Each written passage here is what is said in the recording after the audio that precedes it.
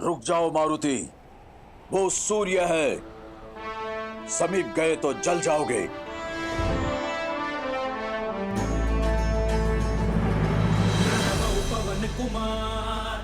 काका, बालक समझकर मुझे फुसलाना चाहते हैं ना? उस फल को काल बताकर आपको पूरा आम स्वयं खाना है ना? नहीं पुत्र, पुत्र ये सूर्य है, संसार को अपने प्रकाश से जगमगाने वाला सूर्य। जो इसके निकट जाता है इसके तेज से भस्म हो जाता है। कोई समीप नहीं जा पाया क्योंकि किसी ने प्रयास ही नहीं किया होगा। जो कोई नहीं कर पाया वो मैं करूंगा। अब आप उसे आम बुलाएं या सूर्य, वो तो मेरे लिए भोजन है। अब मुझे बहुत भूख लग रही है, मुझे जाने दीजिए। रुक जाओ पुत्र। पुत्र, जो कोई इसके पास जाता है सूर्य अपने ताप से उसे भी जला देता है, जैसे मेरे बड़े भैया। क्या? संपाति भैया के पंख जला दिए थे। सब ठीक है ना जटायु काका? आप इतने विचलित क्यों हैं? जब जब इस निर्दयी सूर्य को देखता हूँ तब तब मेरे बड़े भैया संपाति के वियोग का दुख सताने लगता है। ऐसा क्या हुआ था जटायु काका? हम दोनों में बड़ा प्रेम था। साथ खाते खेलते और हंसते हंसते प्रतियोगिता करते कि कौन अधिक ऊंचा उड़ पाएगा।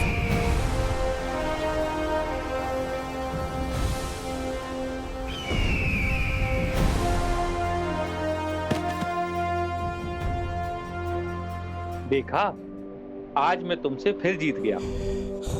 बातों में तुम मुझसे अधिक चपल हो सकते हो, परंतु वेग में नहीं। मुझे पराजित करने के लिए तुम्हें अभी और परिश्रम करना होगा अनुज।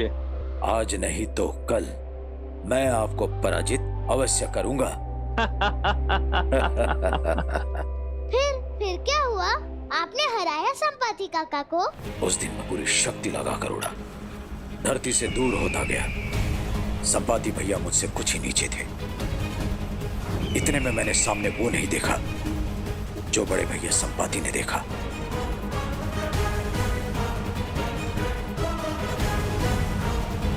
जटायु, जटायु और ऊपर नहीं, संकट में आ जाओगे।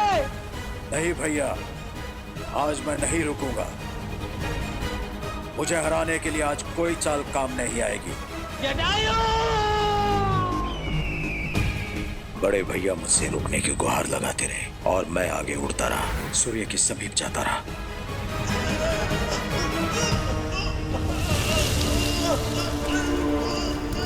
जटायु! भैया!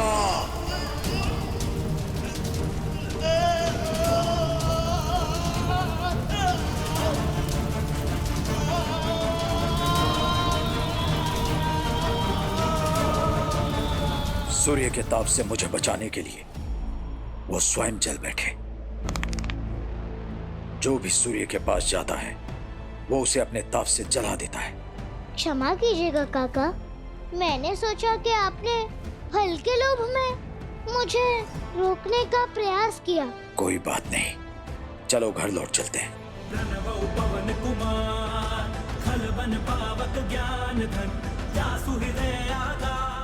अब तो मैं बिल्कुल नहीं रुक सकता। अब तो इस बड़े फल को, जिसे आप सूर्य कहते हैं, उसे अपने ताप पर अभिमान है। जो पास जाता है उसे जला देता है। अब मैं इसे खाकर इसकी निर्दयता और अहंकार का दंड दूंगा।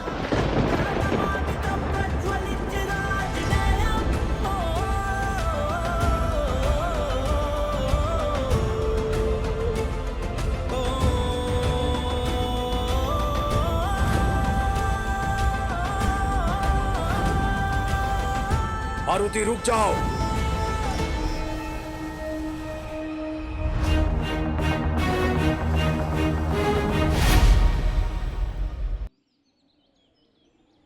अंजना, संभालिए अपने आप को, कुछ नहीं होगा मारुति को। मैं कुछ नहीं जानती सुमेरुराज, मुझे मेरा मारुति चाहिए। सीधा साधा बालक है मेरा, ना जाने के संकट में पड़ जाए, मुझे मेरा मारुति चाहिए सुमेरुराज। रोइए मन माता, मारुति कोई सीधा साधा बालक नहीं है, बहुत वीर और चतुर है। आपकी आज्ञा का उल्लंघन किए बिना धरती पर बिना पग रखे उसने मेरी रक्षा की उन दुष्ट सहपाठियों से। अंजना, हमारा मारुति बहुत ही समझदार बालक है, उसे कुछ नहीं होगा, चिंता मत करिए। कैसे कुछ नहीं होगा सुमेरुराज? इतनी सुरक्षा के बाद भी महल में वो असुर पहुंचा, और यहाँ इतने खुले में मेरा मारुति कितना असुरक्षित होगा। जिस किसी ने उस असुर को हमारे महल तक पहुंचाया, मेरे मारुति के लिए यह संकट खड़ा कर सकते। मेरा मारुति असुरक्षित है सुमेरुराज। मुझे लगता है आपका संचय उचित था सेनापति। कैसा संचय था आपको? सबको ऐसा प्रतीत होता है कि उस राक्षस की मृत्यु बाली के भय से हुई, किंतु मुझे ऐसा विश्वास है कि बाली ने जानबूझकर उसे मारा है। मैं जब किष्किंधा के लिए निकला तो सभी लोग सेतु पार कर गए। मैं मारुति को लेकर वहां पहुंचा, तब बाली वहां था, और फिर अचानक सेतु ध्वस्त हो गया। मारुति का सेतु से गिरना और बाली का उसे संभाल ना पाना, और उसके उपरांत बाली का मुझे उस असुर युपाक्ष की गुफा में जाने से रोकना। सुमेरुराज रुकिए, वो गुफा का रास्ता नहीं है, सुमेरुराज। और फिर उस असुर का गुरु के वेश में हमारे घर पर आना, और फिर बाली के स्पर्श मात्र से उसकी मृत्यु हो जाना, और अब हमारे आवास के पास बाली का होना। इन सारी घटनाओं में बाली की उपस्थिति मात्र संयोग नहीं हो सकती।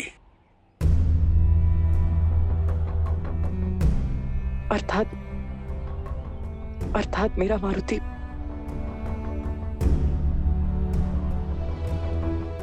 अंजना, कहां जा रही है अंजना? मेरे पुत्र का पता लगा ले, बाली के पास। कोई लाभ नहीं, हमारे पास केवल संचय है, साक्ष्य नहीं। मेरे पास कोई कारण नहीं कि मैं बाली से प्रश्न कर सकूं। राजकुमार है वो, किष्किंधा की एक मर्यादा है, और एक माँ अपने पुत्र की रक्षा के लिए कोई मर्यादा नहीं देखती। स्वर्गलोक की मर्यादा लांघ चुकी हूं, तो फिर ये किष्किंधा क्या है?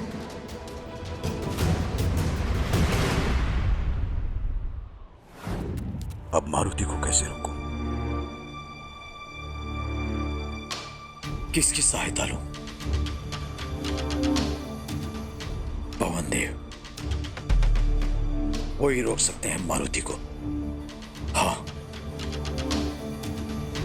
हे पवन देव, रक्षा। पक्षीराज, बताइए, क्या सहायता कर सकता हूं मैं आपकी? सहायता की आवश्यकता आपके पुत्र को है पवन देव। आपके बल और आशीर्वाद से मारुति उड़ने लगा है। वो सूर्य को फल समझकर खाने चल पड़े।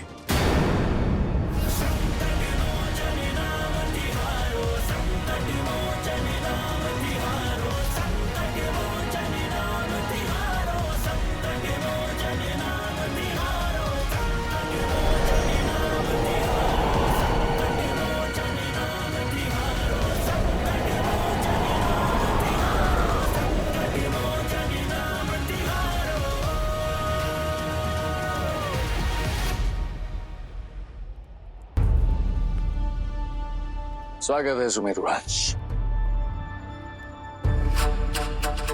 आज तो बड़ा ही शुभ दिन है। वर्षों पश्चात देवी अंजना के दर्शन हुए। अब जब से किष्किंधा आई है निवास से, बाहर ही नहीं निकलती। हमारा नटखट मारुति नहीं आया। यही प्रश्न तो मुझे यहाँ तक खींच लाया कुमार बाली। मेरा पुत्र मारुति कहाँ है?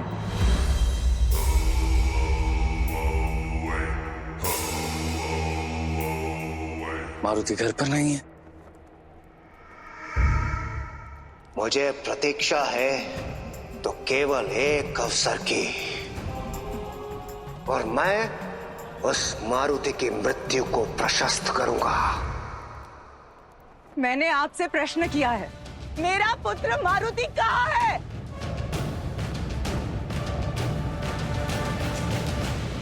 आप ये प्रश्न मुझसे क्यों पूछ रही? जब से आप किष्किंधा आई हैं, आप स्वयं ही मारुति को घर से बाहर ही नहीं निकलने देती। हम तो स्वयं तरस गए केसी नंदन के दर्शन की। मेरा पुत्र घर से बाहर नहीं आया, इसीलिए आप उसे आपके पास ले आए। बताइए कुमार बाली, मेरा पुत्र कहाँ है?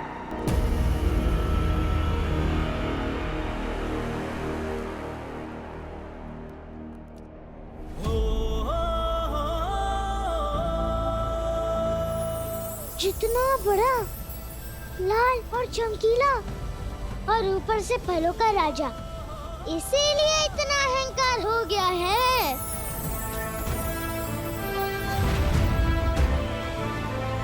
प्रणव पवन कुमार, खल बन पावक ज्ञान धन, जासु हृदय आकार, बसहि राम सर चाप धर।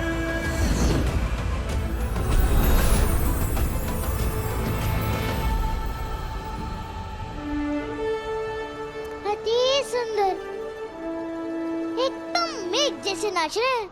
इनके साथ मैं भी थिरकूं।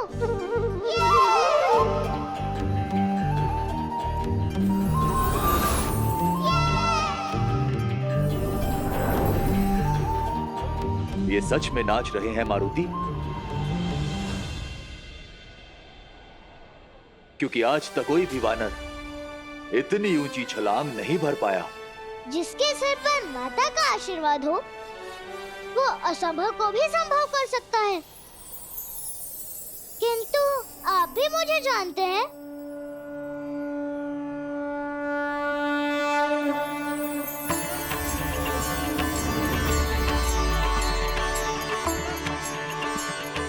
तुम्हारे जन्म के पहले से तुम्हें जानता हूं मारुति।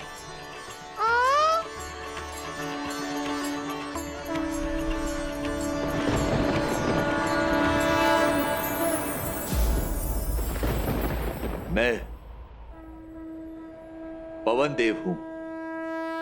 संसार में वायु प्रवाह बना रहे, हर जीव श्वास लेता रहे और जन जीवन फलता फूलता रहे, यही मेरा काम है। और मैं तुम्हारे पिता तुल्य हूं मारुति। पिता तुल्य? तब तो आप मेरे सम्मान और मेरे प्रेम के अधिकारी हुए ना? आशीर्वाद दीजिए पिता तुल्य श्री।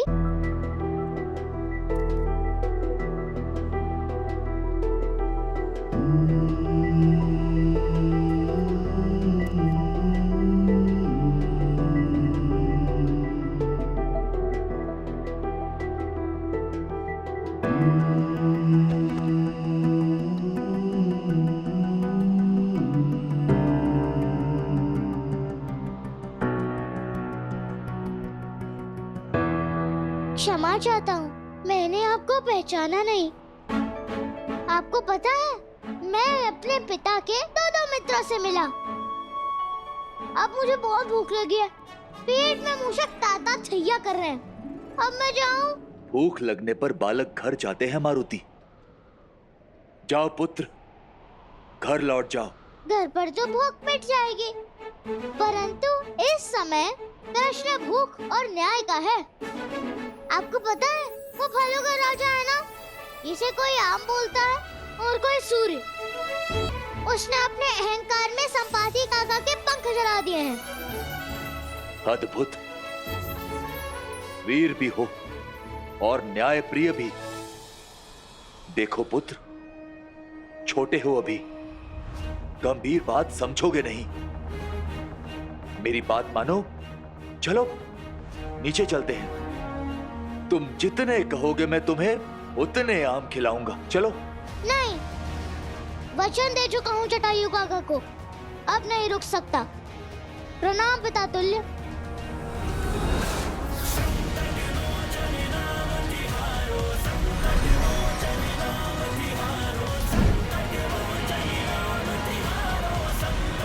रुक जाओ पुत्र। चौंक क्यों रहे हैं आप? बताइए, कहाँ है मेरा पुत्र मारुति? क्या मैं इस आरोप का आधार जान सकता हूँ? आधार आपका व्यवहार है कुमार बाली। आपने सुझाव दिया कि मारुति किष्किंधा में पले, और जब मारुति अपने पिता के साथ किष्किंधा आ रहा था तो उस सेतु का निरीक्षण आप ही ने किया था ना, जो टूटा। यूपाक्ष असुर की गुफा के मार्ग में आप ही ने सुमेरुराज को भटकाया था ना। जो असुर शिक्षक का भेष धारण करके मेरे घर तक पहुंचा, वो आपके सामने आते ही मर गया। किष्किंधा में आपके अतिरिक्त है कौन जिसके पास ऐसे मायावी असुरों को नियंत्रित करने का सामर्थ्य हो? इसीलिए मुझे संदेह नहीं, विश्वास है कि उस असुर को शिक्षक का भेष धारण करके आप ही ने मेरे घर तक पहुंचाया था। बताइए, आपके अतिरिक्त और कौन हो सकता है? किष्किंधा कुमार पे यदि किसी और ने ऐसा आरोप लगाया होता तो इतना बड़ा भाषण देने के लिए उसकी श्वास तक नहीं बचती। हम यहाँ आपकी शक्ति का साक्षी बनने नहीं आए हैं कुमार बाली। यदि आप निर्दोष हैं तो सिद्ध कीजिए। एक बालक से लड़ूं, उसका अपहरण करूं, गर्भ में मारने का प्रयास करूं, ये बाली की सोच नहीं। माता है और माता भावनाओं की मूर्ति होती है, और जब प्रश्न संतान की सुरक्षा का हो तो माताएं भावनाओं में बह के कुछ भी कह सकती हैं, किसी पर भी आरोप लगा सकती। ये मैं समझता हूं, इसलिए बुरा नहीं मान रहा, किंतु आपके जैसे बुद्धिमान, वीर और ज्ञानी के मुख से ऐसी बात सुनकर ऐसा लग रहा है कहीं पिताश्री ने आपको सेनापति घोषित करके भारी भूल तो नहीं कर दी। बात मेरे पुत्र की है, राजनीति की नहीं। संदेह केवल देवी अंजना का ही नहीं, मेरा भी है। यदि मारुति के लुप्त होने से आपका कोई संबंध नहीं, तो कल रात्रि में जब मेरे आवास स्थान पर अग्नि लगी तब आप वहां क्या कर रहे थे? तो आप जानना चाहते हैं मैं उस समय वहां क्या कर रहा था? तो आइए मेरे साथ। रुक जाओ मारुति। पुत्र, यहां से आगे बढ़ना, संकट को आमंत्रण देना है। रुक जाओ। माता कहती है कि उद्देश्य के मार्ग पर बहुत सारी बाधाएं आती है, और वीर वही कहलाते हैं जो कि हर बाधा को हराए। आप चिंता न कीजिए, कुछ नहीं होगा मुझे।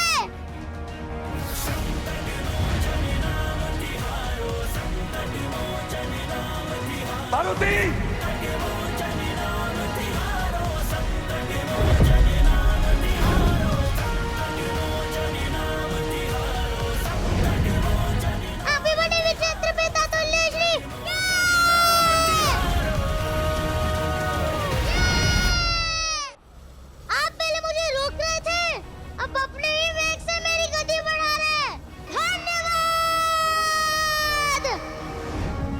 ये मैंने क्या कर दिया?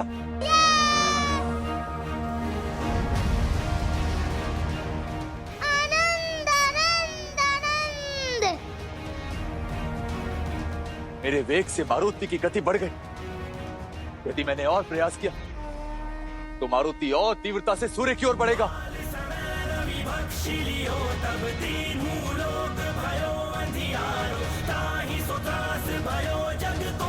आज मेरे पुत्र के लिए सूर्य को अपना तेज क्षीण करना ही होगा, और इस कार्य मेरी सहायता वही कर सकते हैं।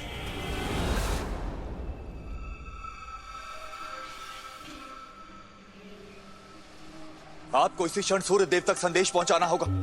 उन्हें अपना ताप कम करने का आग्रह करना होगा।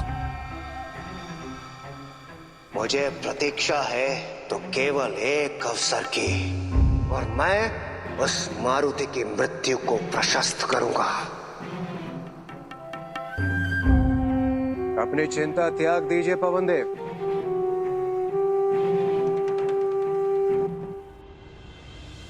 मारुति आपका पुत्र होने के साथ साथ शिवांश भी है, और मेरे देवराज इंद्र के होते आपके पुत्र मारुति को कुछ नहीं होगा।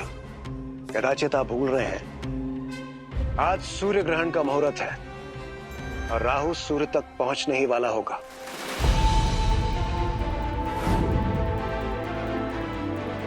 ये क्या है? कोई कीट या फिर कोई पतंगा?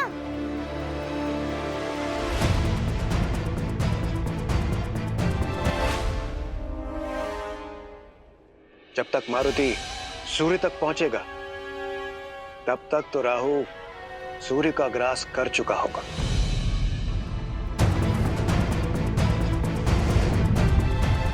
ये मेरे आम की तरफ क्यों जा रहा है?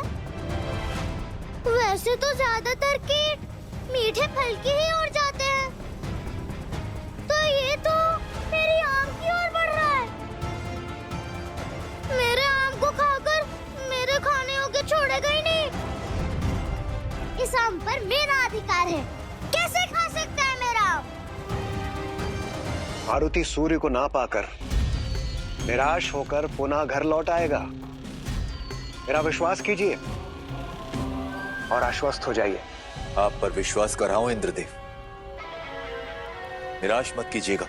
नहीं होंगे आप निराश, किंतु इस समय आपका शांत होना अत्यंत आवश्यक है, क्योंकि इस प्रकार आपका विचलित होना समस्त संसार का संतुलन बिगाड़ रहा है, और आपकी ये चिंता पृथ्वी पर हाहाकार मचा देगी।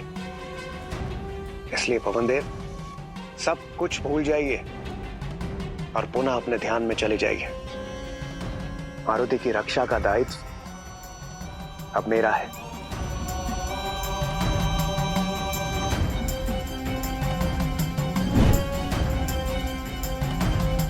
मारुति, अब राहु रूपी काल तुम्हें तुम्हारे अंत तक पहुंचाएगा।